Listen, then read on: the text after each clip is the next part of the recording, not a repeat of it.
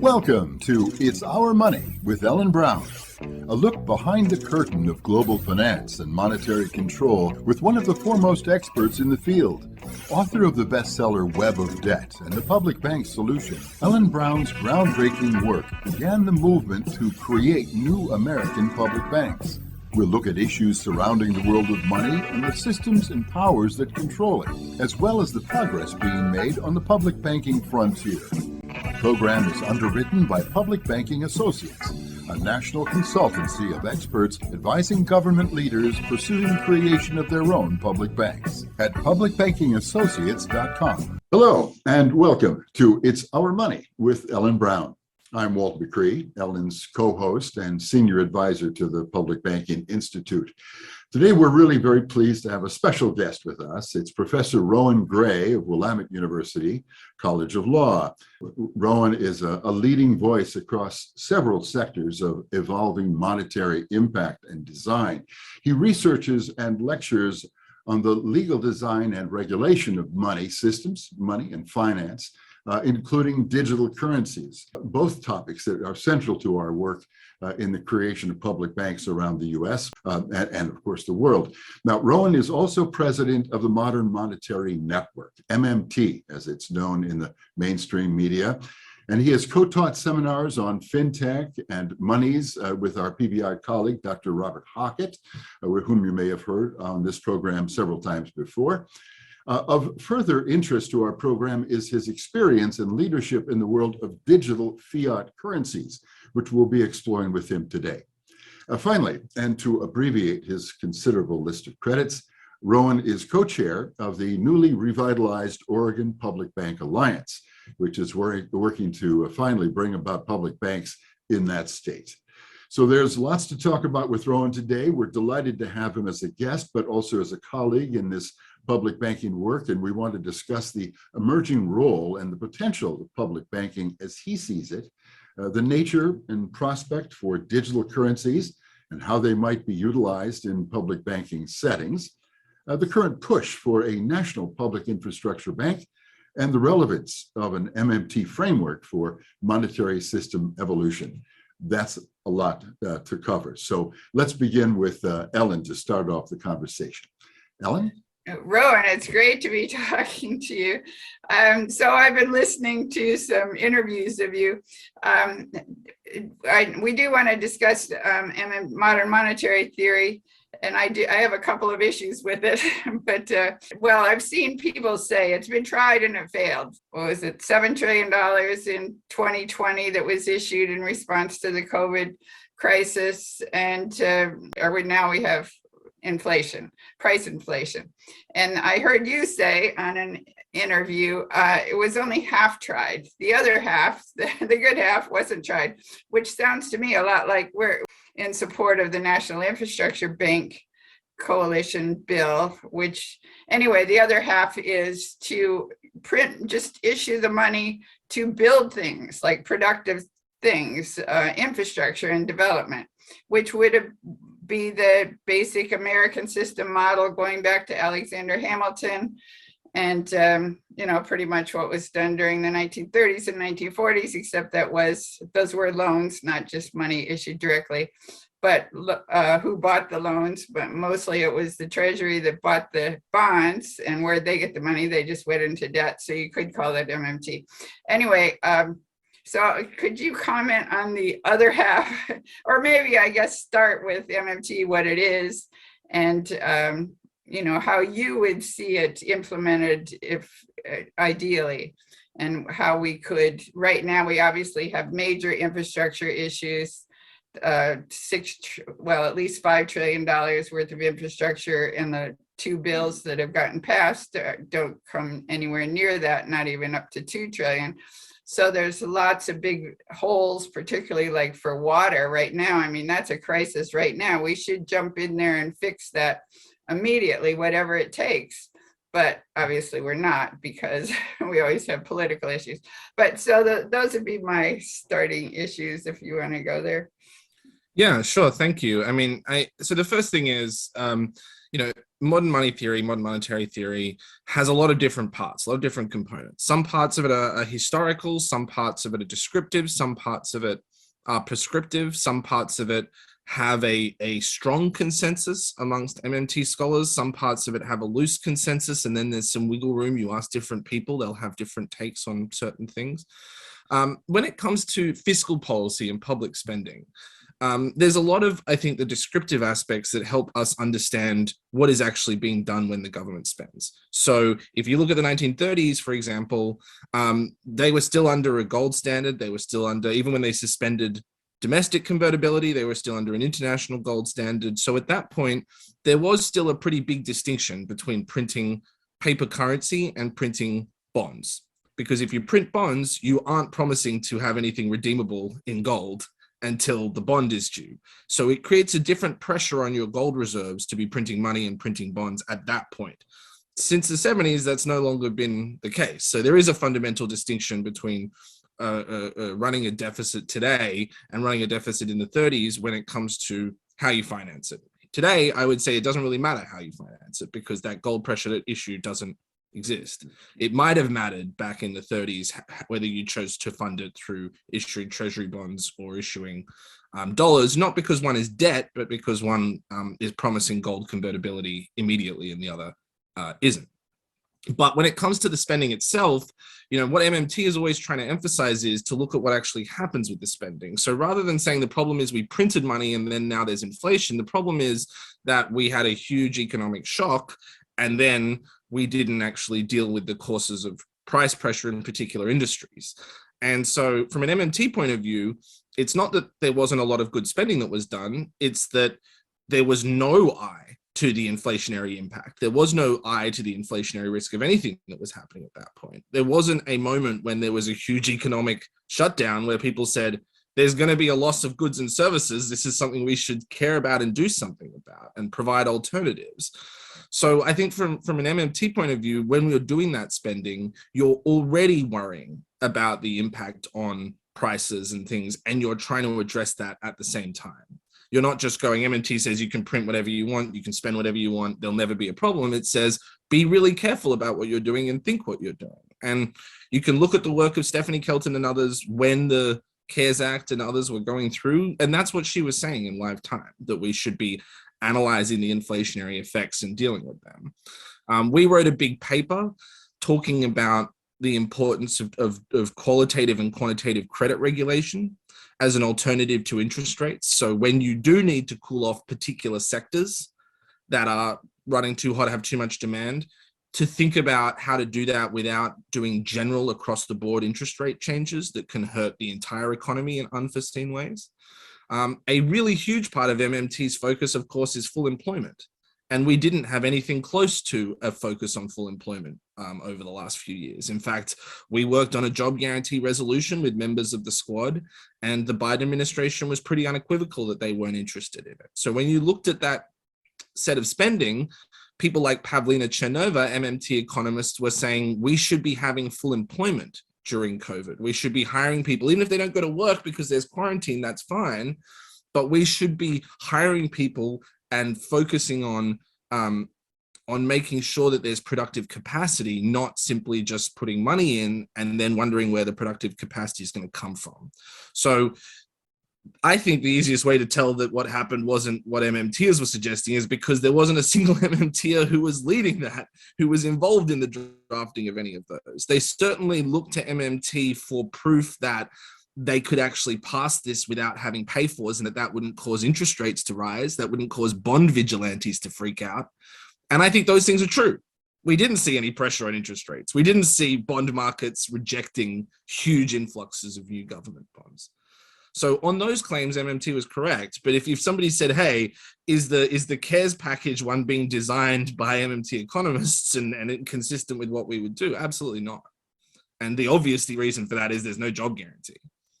But also, if we were in charge of managing the spending, there's no way in hell we would have been blasé about the inflationary risk because everybody is looking to discredit MMT on exactly that basis. It's the first thing we think about every day. So and why exactly is the jobs guarantee essential to for it to Because work? I know Larry Summers thinks that we have to raise unemployment in order to kill inflation, which is totally backwards if you ask me. But he seems to have been a major Biden consulted with him regularly during this last anti-inflation bill, supposedly. So I'm guessing that was, it's not clear from that bill why it lowers inflation. I'm guessing it's because they're actually pursuing the policy recommended by Larry Summers, which was raise unemployment and raise taxes so that people don't have the money to spend. In other words, cut the demand side, and they don't look at the supply side, which is clearly where all the problems are coming from right now. We can't get the goods. We don't have delivery. We don't, well, you know, all the issues that we have with supply. We need to build up supply. We need to build up our own and not just shipping lines to other countries. And for that, we need some major infrastructure. And we could do that with MMT. I mean, you could just print the money, it seems to me, or yeah. I mean, look, you're always printing the money, right? The only question is when you run a deficit and issue treasury bonds, it scares the public because the kind of money you're printing looks like something that it isn't. It's an interest earning dollar bill, but it creates a number on the side of the Fox News building that's called the national debt. And that scares people because when they hear the word debt, they associate it with their own private debt. And so they go, oh no, $100 million of debt, $100 billion of debt, that must be terrible. Whereas they don't actually think of paper currency itself as debt. So if you said, oh, we're issuing a slightly bigger $100 bill, they go, that seems fine. You go, we're issuing a slightly bigger $100 of debt, they go, oh no. But to your point, I completely agree. I mean, Larry Summers' vision is rooted in the new Keynesian macro consensus that for years said that there was a trade-off between unemployment and inflation. And so when there's high inflation, you have to bring unemployment up. And that in their vision, depending on who you speak to, the causal mechanism there is that you raise interest rates, that increases the cost of investment, that reduces investment, that means businesses hire less, that means there's less workers, and that means existing workers ask for less wages. And so there is a direct, sort of attenuated but direct link from Larry Summers' vision to the answer is to make workers poorer, as you said. And MMT would never say that. MMT would never say that the answer is to balance it on the back of workers. It would focus on the industrial policy side, on the supply capacity side. And to the extent that there are demand issues, I would be quite creative about that. So for example, I've said on the record multiple times, I would love to have a tax that said anybody that has over $5 million in wealth, every time inflation is above 4% for a month, we will just tax 5% of your wealth and we'll just keep doing it. And if we had that in place, the point of that wouldn't be to get revenue. It wouldn't even necessarily be to change the consumption patterns of rich people. It would be to create political pressure that the rich wouldn't want inflation and would have to be creative and supportive in ways to deal with inflation that prevented it coming up in the first place. So there's all kinds of ways you could actually be creative about thinking about inflation. You know, we've got colleagues now, people in the antitrust movement who are talking about price regulation, talking about what rights firms and industry sectors have to change prices and how we could regulate that differently. But yeah, I mean, all of these are good examples of why what happened isn't consistent with the kind of MMT approach, because we would say commit to full employment. And one of the good things about full employment is that you can start creating new productive systems, new production cycles. I'm not saying everybody on a job guarantee kind of minimum wage would be doing really, really mission critical green work, but it gives you a huge justification for creating new experimental production systems, things that we would never be able to get a proper official long-term grant for. We could get job guarantee workers to start doing as a proof of concept and then say, hey, this is good, we should do more of that. It becomes the bleeding edge of public sector expansion or experimentation. And if we had that during the crisis, you know, we might have seen huge volunteer groups providing different kinds of support for people who needed it. We might have seen different kinds of solidarity networks emerging, etc. But the message from the government was, your job is to stay home. Mhm, mhm. not to get up and help in a crisis. Yeah, and your business is non-essential. Yeah. What I- And we're not going to help the essential workers either. You know, like my partner is a elementary school teacher, and you know, the way that they didn't provide any support to those people who were essentially expected to keep working, there's all sorts of ways we could have done something there. You know, I proposed bills in Congress to create an emergency responder corps that would go and perform wellness checks on people while making sure they got their emergency relief money. No one was interested in Congress in that.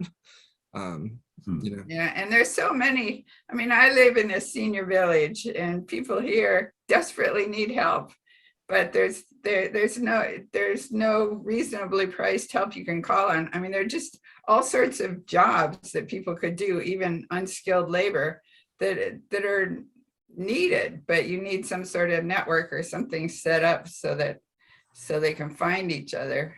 Yeah, and to sort of say, hey, don't worry, you definitely have one job. We just have to work out which one it is, rather than, hey, if you can't match with anyone here, you're doomed to be alone. There's a lot of, you know, Pavlina's, I think, probably the best on this, Chernover, but there's a lot of MMT scholarship on the difference between kind of crude Keynesian pump priming and targeted full employment, right? The difference between just saying we're going to throw a wall of money and hope that that will increase demand enough that somehow jobs will trickle out and there'll be enough jobs for everyone, versus we're going to spend money directly on creating jobs. And you can look at the size of some of these packages and say, wow, that's a lot of spending.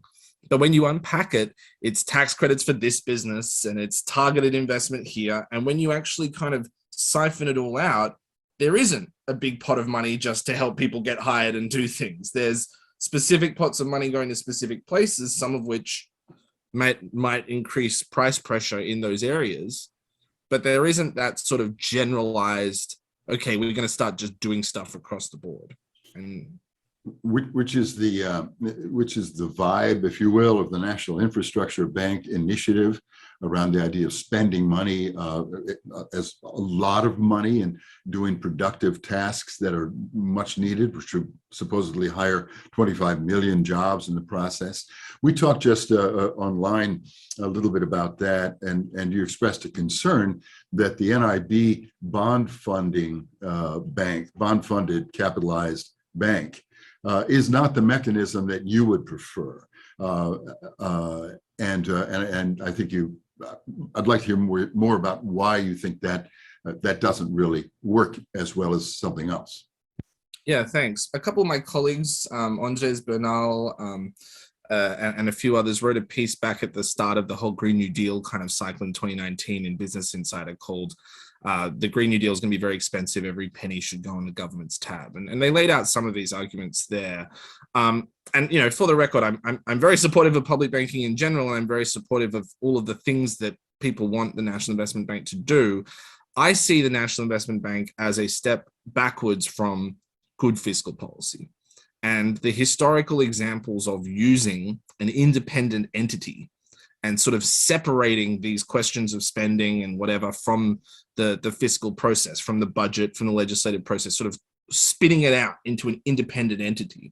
I understand the political motivation, and I understand that it can bring certain benefits, but I think the harms outweigh the benefits. And the harms are a couple to me. First of all, as Alan mentioned earlier, what you do when you create an independent budgetary entity like that is you cement the idea that there has to be an ongoing cash flow. So you can't really make loans across the board that are intended to be losses. At that point, you're just talking about direct spending. The idea of a loan is, at least at some level, it's intended to be paid back. And the history of sovereign wealth funds around the world is that they don't make loans unless they think they're largely going to be paid back. So I am not confident at all that if we set up a national infrastructure bank, it would be providing investments where they were needed, rather than providing investments where they were perceived to be profitable or generate adequate returns. And I don't think those two categories are the same. The other part of it is on the financing side, depending on what proposal for an NIA, NIB, I know there are different models out there. A lot of them are trying to increase the available financing capacity of the entity by allowing in private capital.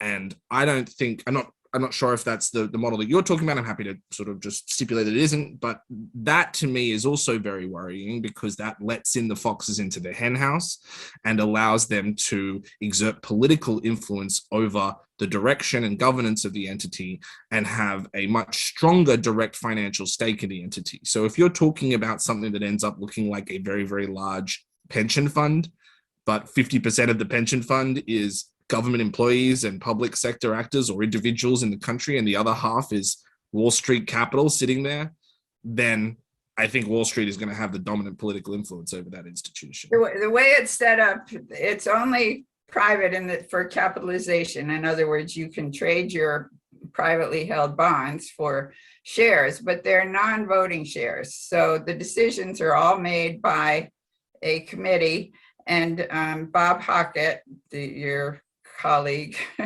he has a proposal for an entity that would be coordinating all these things and could be working through public banks on the ground across the country, the way the Federal Reserve was supposed to work with 12 branches, things that didn't happen originally. But that's a great example. The Fed didn't work that way, and the Fed has a bunch of member banks that do have non-voting shares. But I would say that the Fed does consider itself primarily responsible to those banking actors. So I agree, like you can design it so that they don't have votes, but that doesn't mean that they're not going to have strong political influence. I just have a respectful disagreement with my advisor about this. I don't think that those safeguards are going to be anywhere close enough. And it still requires all of the spending to go through a loans-based framework. And I think you don't need to do that at the federal level. So you're suggesting that what should happen is that the Treasury should issue the monies, put the money into the NIB, but not into NIB, just put it into investment. Into investment, perhaps through some agency that's overseeing coordinating the infrastructure development programming and so forth. But as Ellen has pointed out, in our current structure, the Treasury isn't allowed to do that, is it? Or it doesn't. I mean, money gets issued through the Federal Reserve. No, the Treasury issues coins. The Treasury has issued greenbacks and can issue greenbacks in the past, but most importantly, the Treasury issues Treasury securities. I mean, I'm not saying you have to agree with that framework, but if you start from my framework, then Treasury securities are a form of money. Every time the Treasury runs a deficit, it is financing that deficit by printing instruments. Those instruments just happen to be called Treasury securities rather than Treasury like bills or Treasury notes or, US notes or whatever else, or coins, but they are issuing a safe government guaranteed instrument that that's one of the two issues I have with MMT. That I've heard it said that whenever the Treasury writes checks, it writes checks on its Federal Reserve account, and it can just take an overdraft on its account, which is basically a loan from the Fed. But that's not true. It's not allowed to borrow directly from the Fed. It must issue bonds on the open market, and the Fed may or may not buy the bonds. It doesn't have to issue bonds. I agree with you that currently it can't run an overdraft. Historically, it could. They got rid of that overdraft in the 1980s, but it can issue coins, and it does not need to issue coins on the open market. It can issue coins to anyone it wants. Yeah, I actually. I know. I remember reading it in your Web of Debt book in the 90s about the coin thing, but that's legally as valid right now as issuing bonds for the Treasury. Yeah, well, I'm obviously in favor of that, and Carlos Mucha said he heard me talk about that on Tom Hartman, and that's where he got the idea. So, I do think that's a great idea. It's totally what we should do. But the problem is we're dealing with a Congress which is freaked out about debt or freaked out about inflation, et cetera. Yeah, but issuing the Treasury bonds to refill the overdraft account is not a natural feature of the system. It can be just as easy. You know this too, but it can be just as easily changed as anything else. So what MMT is saying is we don't have to treat it like every day we get up and the one constraint is that the Treasury has to issue bonds. It doesn't.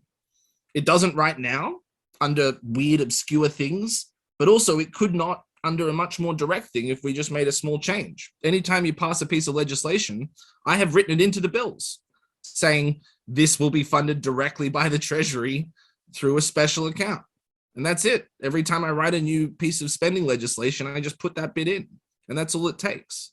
There's nothing that requires new legislation to go through the bond issuance process. The bond issuance process exists primarily for making sure bondholders have assets, right, in my opinion. You can do all the interest rate stuff without them. You can do all the maturity, duration, long-term curve stuff without them. They're just a confusing instrument at this point. And I don't think that they're necessary. Yeah. Well, Under existing law, I mean. Well, yeah, and go ahead. no, go ahead, Ellen, if you have more on that thread. Well, I totally agree that we should do trillion dollar coins. That would solve a lot. It seems to me that it's just not going to pass in this environment. But we could do the same thing with greenbacks, right? I mean, I know you said this too. You could just get rid of the $300 million cap, but I think there's an important conceptual point.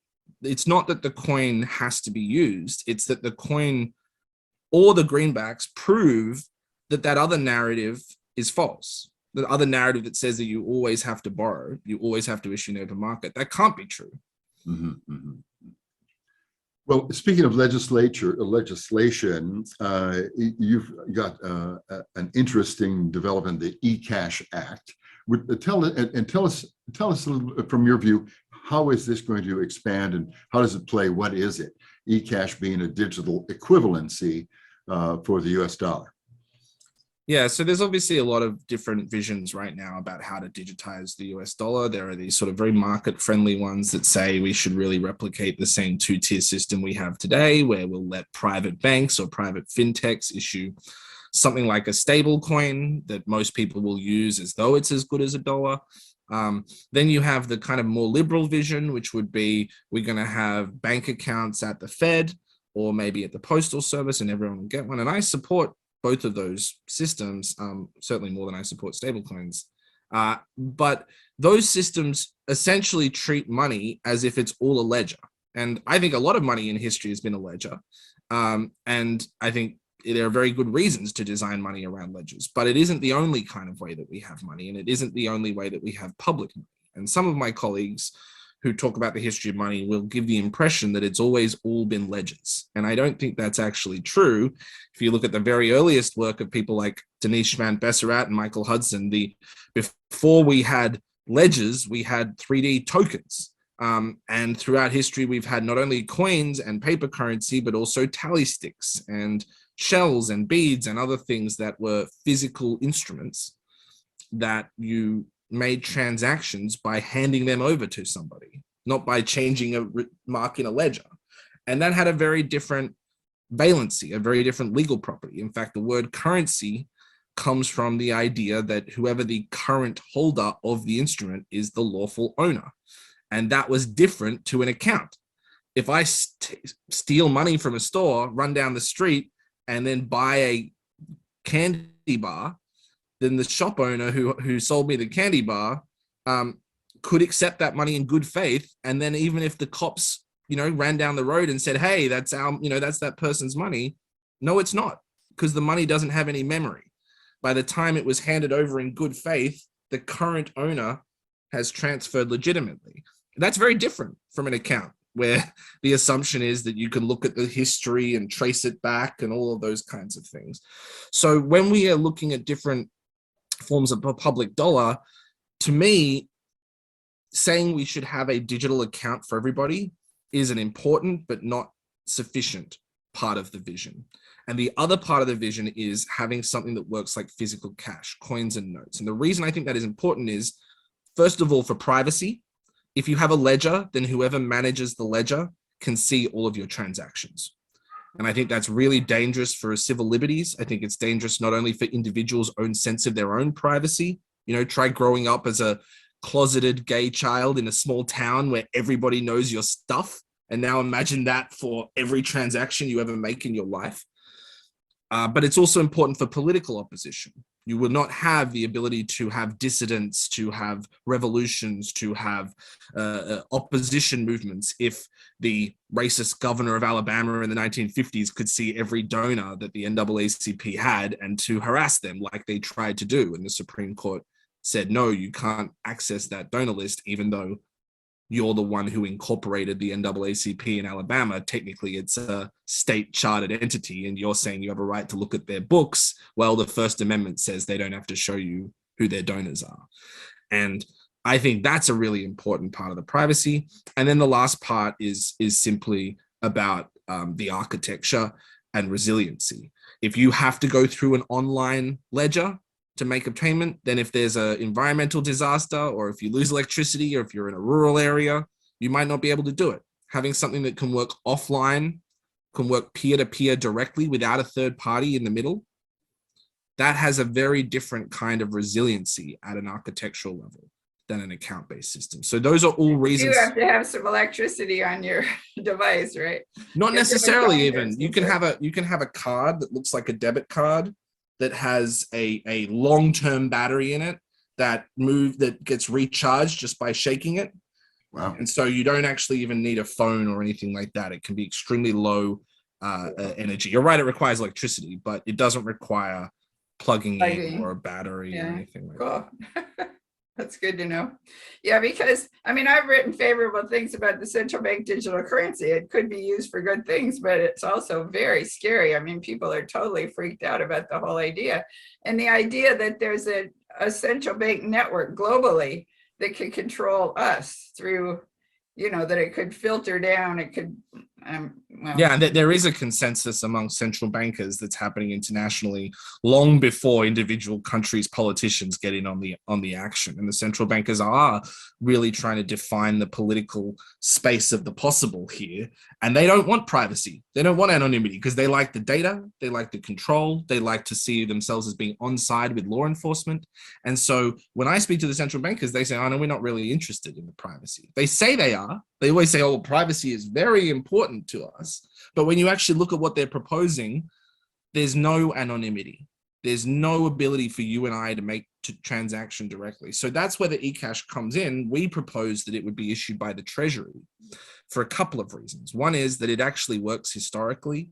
The Treasury has been the entity that issues coins and notes. Even Federal Reserve notes are first created by the Treasury and then sent over to the Fed. So if you look at the historical division of labor, the central bank has been in charge of accounts and bank payments, and the Treasury has been in charge of instruments and tokens. So having the digital eCash token be issued by the Treasury in parallel to any account CBDC that the Fed was issuing makes sense. But the other part of it is that the Fed is, I would say, pretty ideologically captured. They are mostly coming from a certain central banker, macroeconomist background, and they do not consider themselves progressives whose job it is to protect civil liberties. So even if they may personally like privacy, if they get a call from the head of the NSA saying, or the FBI or FinCEN saying, there's no way in hell we're going to allow anonymity, then I don't think that Jay Powell is going to stand up and die on that hill and have a war with the FBI internally within the government. There's just no chance in hell that's happening. But if you do it at Treasury, there's a possibility that you could actually put some political pressure on an elected official who might then have to respond about that. And the Treasury is directly accountable to that. So what would you say are the advantages of eCash as opposed to physical cash? I know they're trying to get rid of physical cash everywhere, but why? Yeah. I mean, why? Because they want to be able to tax everybody, or, theoretically it's to track down crime, but a major crime would be tax evasion. It seems to me like maybe Uber drivers or people that are, receiving monies on the side somehow that they're not paying taxes on. Well, digital cash, the way that I envisage it, it doesn't leave a trail anywhere. So it's not something that can be taxed from a distance. It's not something where why not just use paper? Well, so the reason is because there's transactions that you can't do with paper. Like right now, a large number of people buy things from Amazon. All right. You can't use paper currency for that. A large number of people buy things from shops that aren't in their local area. And you can't do that with cash unless you're sending in an envelope through the mail with cash. You can't buy anything online. So I support cash. I think it's really important. Brett Scott, who's a good friend, has really been pushing back against the war on cash. But I think the way to actually do that properly is to not only support physical cash, but also to show that the idea of cash can be transported to new contexts. And in this situation, contexts where you can make digital payments over long distances. So I would love to be able to, buy something in Australia with an account with cash that I didn't have to take on a plane. Now, that's the thing that I think digital cash offers that is different, is you can use it in all the same spaces you would use regular digital payments, and you can't do that with physical cash. How does it differ from a debit card? Because that's digital cash virtually. I would say it's not cash. I would say that's digital bank money, and a debit card is attached to it's a bank account. So what that means is if you want to make a payment with your debit card, you have to connect to the bank. The bank has to transfer the funds from your account or mark down your funds. So send it, communication to another bank to mark up an equivalent amount of funds and to transfer reserves and all those things. And that is essentially the centralized architecture that cash is supposed to be the opposite from. When you transact with $100 bill with somebody, you don't have to ask anybody. It's just moving the information in a secured form. So, but if the Treasury is issuing a credit to you for your eCash card, isn't there a record of where it's coming from and the obligation of being able to back up that loan? How does that work? It's not a loan. It's just directly loading money onto the card. So yes, there could be theoretically a record about the initial issuance of the cards, but once those cards are out there wouldn't be. So to give an example, imagine a transit card, like a bus card or a metro card in New York, right? The city makes the cards, they issue them, they make the machines where you can go up to the machine and you can get a card. So theoretically, they know that they've distributed 50,000 of these little plastic cards to 2,500 terminals around the city in different train stations. But if I walk up to one of those terminals and put in a $20 bill, it will crank out one of these cards and I just walk away. Yeah. And now I have $20 worth of stored value on the card, and it's not linked to my name because I just paid for it with cash. So if you had a system where every post office, every train station kiosk was selling the equivalent of the prepaid debit cards that the Postal Service sells now, but those prepaid cards are not a Amex card or a Visa card, those prepaid cards are just a card with the funds loaded on it directly by the Treasury, then you walk out of the post office and that's it. There's no record of that connection anymore. So presumably you'll be able to recharge it. Yes. Yeah. You could go to a machine again, put in $20, tap the card, it recharges it locally, doesn't tell anyone else that it's recharged. I see. You could recharge it, you could just have burner cards as well that are designed to be one use, And you'd be able to recharge it with your debit card, I would think. Yeah, sure. Yeah. You just the same way as you do with a transit card. And part of the point here is that it emphasizes hardware in the sense that if you don't have a ledger, you need to have something else where the information is stored that cannot be replicated, right? That cannot be counterfeited. And so coins are a form of secured hardware. Paper currency with the watermark and the signature and the special ink and the special cotton is a form of secured hardware. One of the forms of secured hardware I like the most is the tally stick, which was just a piece of wood where they would put some notches in it and then they would break it in half. And then when they needed to show that it was the original, they would just put the pieces together and say, look, they match perfectly. So there's all sorts of ways that you can secure the hardware, but it makes it different from a debit card or something where the card is just a pointer to an account entry that someone else is managing. Yeah. This is digital cash is don't ask for permission to pay.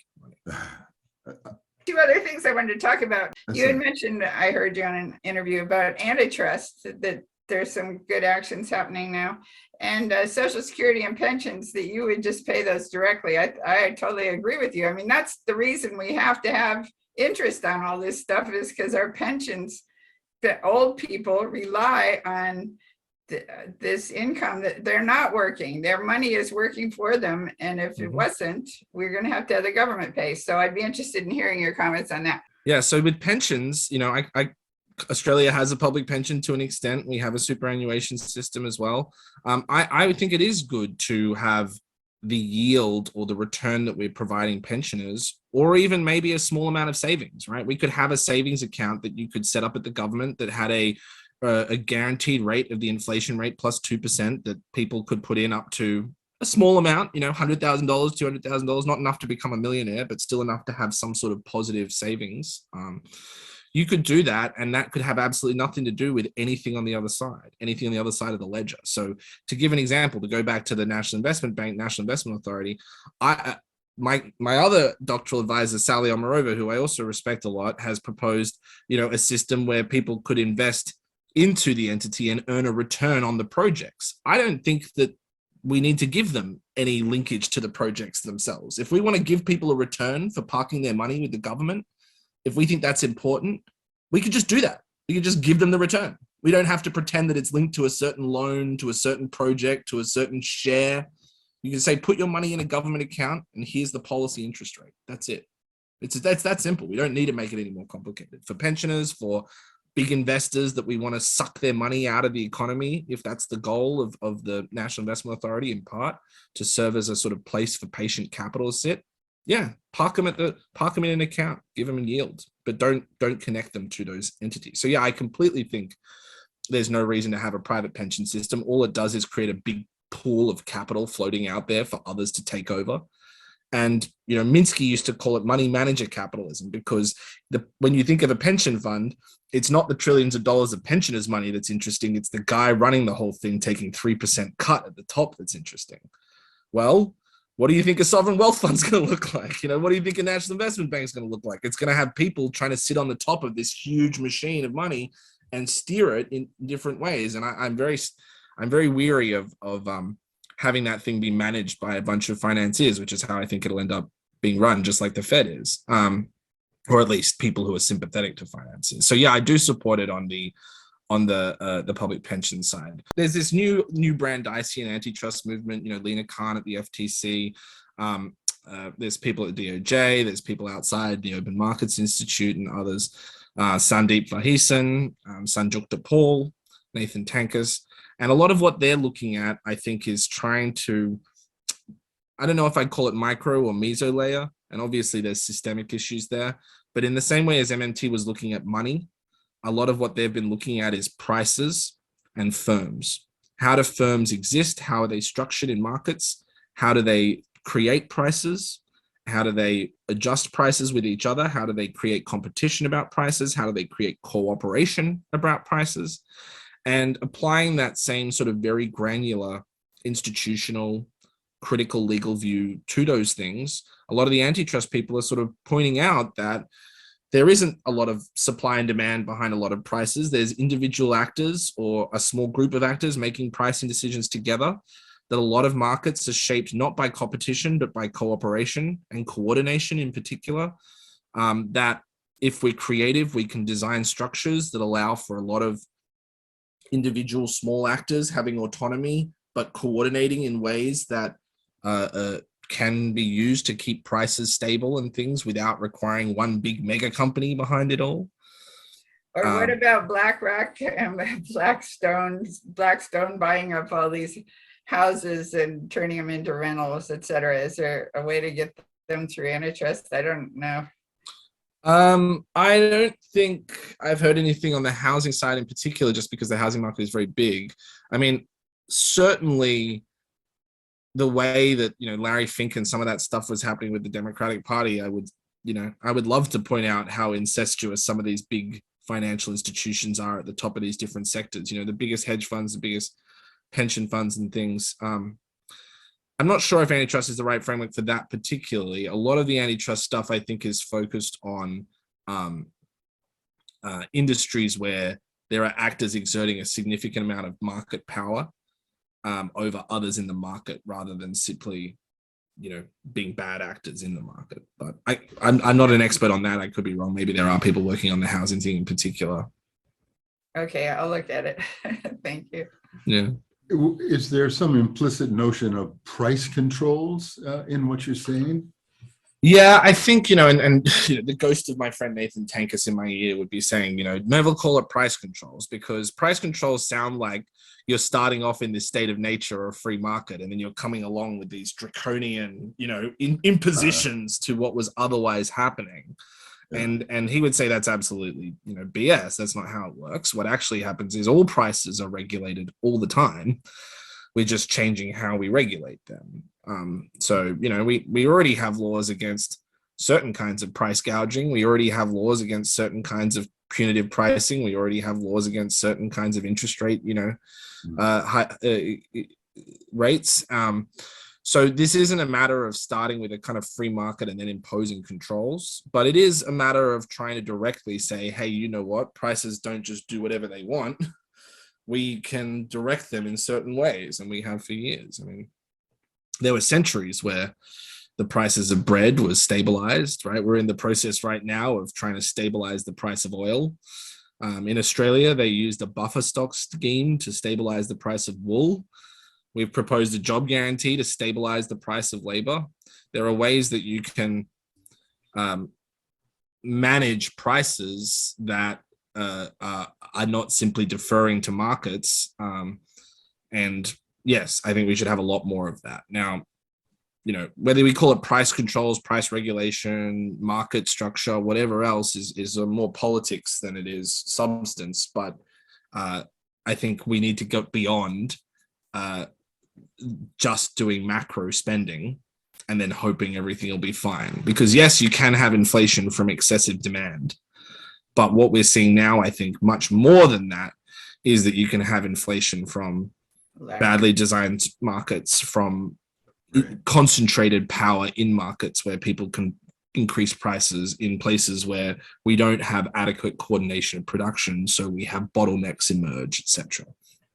On the National Infrastructure Bank, the loans not getting paid back or not being allocated right or whatever. We've done it before with the Reconstruction Finance Corporation and the Public Works Authority or whatever it's called, administration. And they did administer it very well. And the loans got paid back, and it actually turned a profit for the government. So I think it. But why are we wanting to turn a profit? Well, we don't have to. I'm just saying the loans got paid back, but we will though. When you say we don't have to, all of the marketing materials gives the impression that that's a good thing, and that to me is leading profit. Then you can do things that don't pay back. You can do social welfare. You can do. If the goal is to run people, for the government. And I was reading about how did they, that beautiful artwork that's in the train stations and the post office, who paid for that? That didn't pay back, but it was the extra, it was the profit made on the other things that were so profitable just from fees, like train fees and electrical fees, etc. But this is why I have a problem with it, because what if we want to have a system of trains where there's no fees? Suddenly we have a conflict of interest where the people on the ground might say, hey, we want to create a train system that doesn't pay any fees. And the people with the money say, we're not going to give you the money unless you put fees on so it can pay back, so it can be profitable, because we need this one to be a profitable venture. And that way we can do other things with the money for other purposes. Whereas if there's a big I've never heard of anyone proposing a train station that was free. You're saying we have free public transport in Boston right now. We've had it for 2 years now since COVID, and we have it in other countries. I propose it. I think public transport should be free. Yeah. So, but if we can't do that, if the only public goods we're investing in are ones that require a profit, or if it's not every good, if the majority have to run a profit so that we can use those profits to fund the other stuff. But we already know we have a big infinity sign. So why do we need the profits to fund anything? If it's worth funding, we can just fund it with newly created public money. So that to me is still buying into this narrative that somehow this needs to be self-reinforcing with the money. It's like people on the right who say that the postal service has to run a profit. Why? It doesn't even have to break even. The whole National Investment Bank could just be a line item on the Treasury's balance sheet, and it doesn't have to break even. If there's a good reason to have a revolving loan fund, I'm all for it. But I don't think that the way that we should be trying to build the entire infrastructure of the country is through an entity whose first and foremost priority is going to be getting repaid. Well, I think it's a profoundly paradigmatically change around how people think in this country around the economy. Making a profit is so American, the capitalist pursuit of profit, and then it's become so ingrained in individuals, they see themselves identified with the zeros that are in their name. And I think what you're suggesting is perhaps inherently a socialist sort of a notion, not that it's a political thing, and I don't have a problem with that whatsoever. Well, the military does it, right? Right, exactly. Yeah, the military sure does it. Yeah. Yeah, the military is not run on a profit basis, right? So if we said, hey, we're only going to invest in military equipment that is returning a profit, none of it would be funded. Now, obviously, I'm probably okay with that. That's probably a good idea. Yeah. But on the welfare side, it's not, right? Yes. Public schools are not profitable. How many loans would the NIB give to the public schooling system if it's not going to generate a profit? Yeah. So I would say if it's worth spending, it's worth spending. It's not worth lending. And I don't need to lend to get more money because I've got the infinity sign in my story. So and of course, that doesn't make a bad segue into the public banking discussion because public banks, of course, are not focused on making the profits that private banks are focused on. And although public banks, from the franchise perspective, have got to be profitable to be sustainable.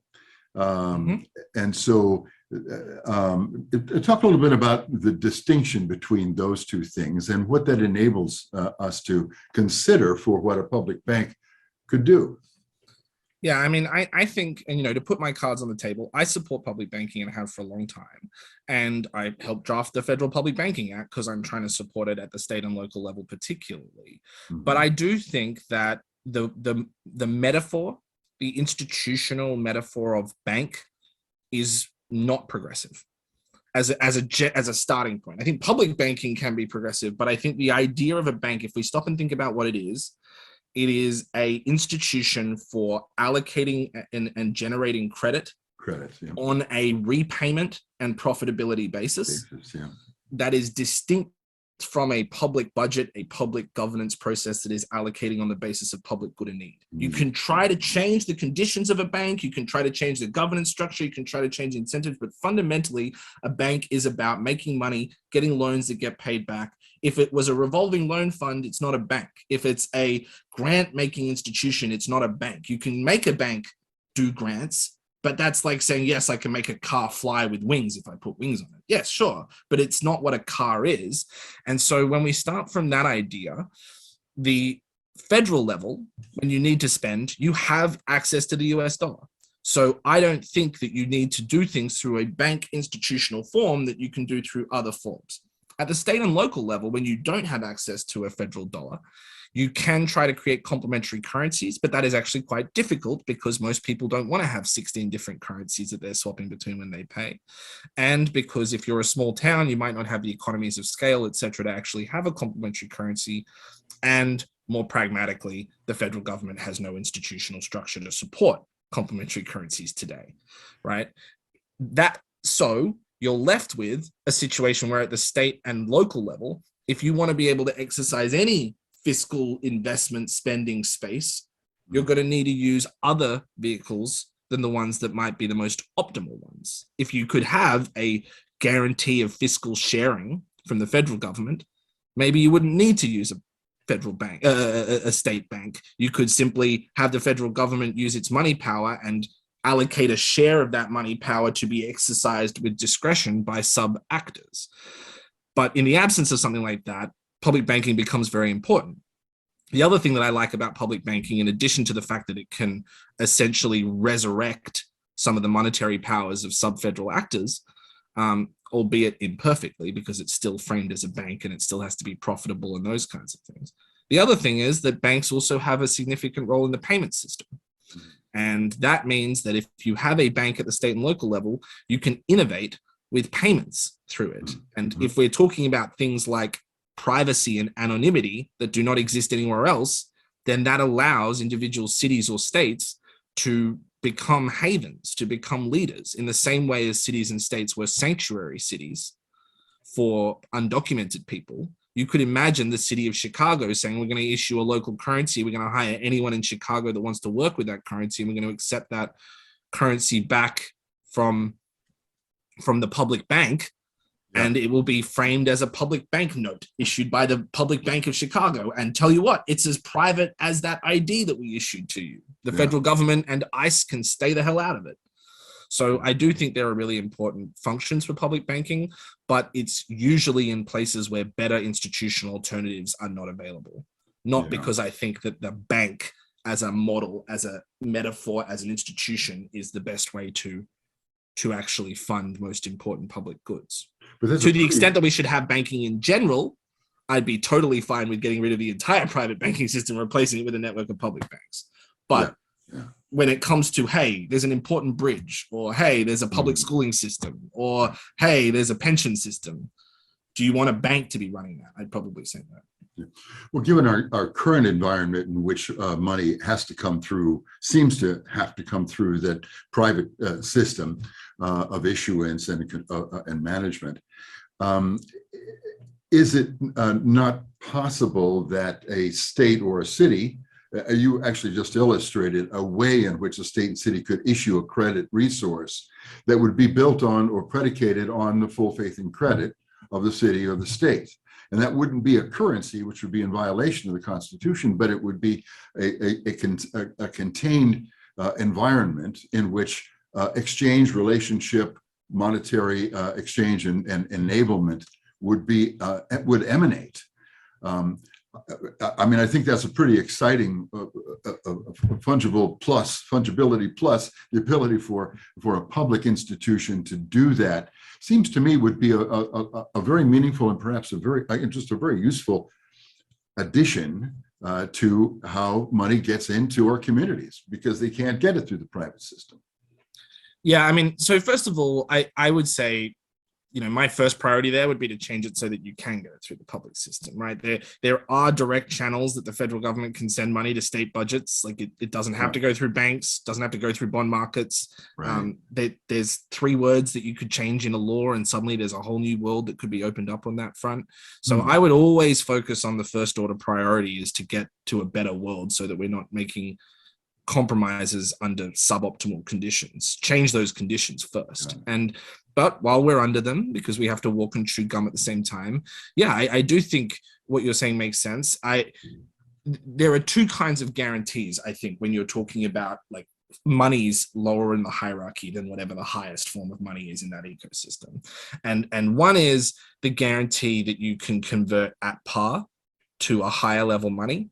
And I am actually very weary about making that kind of promise on behalf of a state or a city, because they don't have the capacity to guarantee it any more than a bank without deposit insurance can always promise that their depositors are going to be made whole. It's actually very dangerous, I think, to have, the Bank of North Dakota has done it well in part because they've had a very conservative business model, but that means they've left opportunities to do good things on the table to keep that conservative business model, right? But I would be very weary of having a state government guarantee the losses of a state public bank with the full faith and credit of that government, because historically what's happened with banks that were chartered like that in the 19th century is they were taken advantage of by the rich and powerful in those states, and then when the banks went under, it was the poor public that was on the hook to pay for it, because they were the ones paying taxes and all that other stuff, and the rich guys were not paying taxes and certainly made all the money off the bank when it was profitable. That happened all through Louisiana, happened all through the South and others. So I would have the bank, exist and do that, but I would probably focus more on the idea that their credits are tax receivable, and that's something you can guarantee. That is something you can promise. You can say, hey, I'm going to issue the equivalent of a tax credit, which I know the constitutionality questions are still there in the background. I actually think that if that case came to it, the court wouldn't strike it down, because it would implicate the entire system of tax credits that exists today. If you can't issue anything that is receivable in payment of taxes except gold and silver under Article 1, Section 10, how are you issuing California tax credits. So I actually think a smart court would not try to invalidate the entire system of tax credits. Now they could say, oh, you're not using that as money. Well, fine. We're going to issue a bank credit that we're not going to use as money, and it's going to sit in an account, and that's going to be an asset. And then we're going to issue some bank deposits back by frequent flyer miles.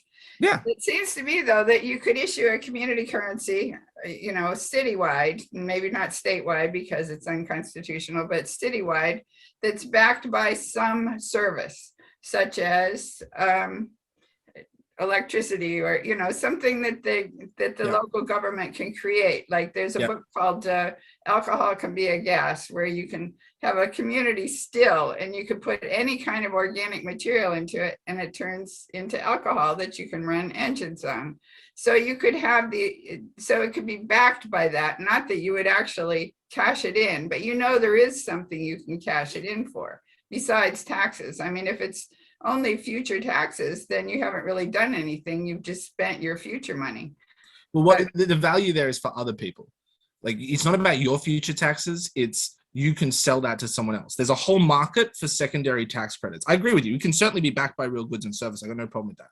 But the tax credit thing is not about your taxes. It's about everybody else's taxes. So what I would do is have a secondary system where the minute you want to sell that credit back, there are large institutional buyers on the other side waiting to buy up the tax credits because it's cheaper for them to hold the tax credits than to pay other forms of taxes. So you'd start by going to the big industries in the city and you'd say, okay, what's your tax bill every year? It's this amount. Okay, we will put that amount in a pot that you can buy at 97 cents on the dollar at any point in time.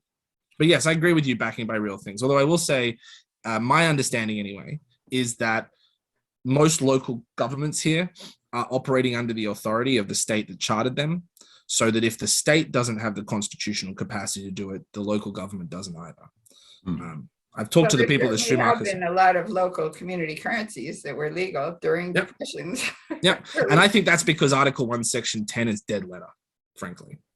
That if it's between enforcing Article 1, Section 10 and getting rid of the entire system of tax credits and everything else, I think they would just get not really enforce Article 1, Section 10 because it's not possible to do it that way.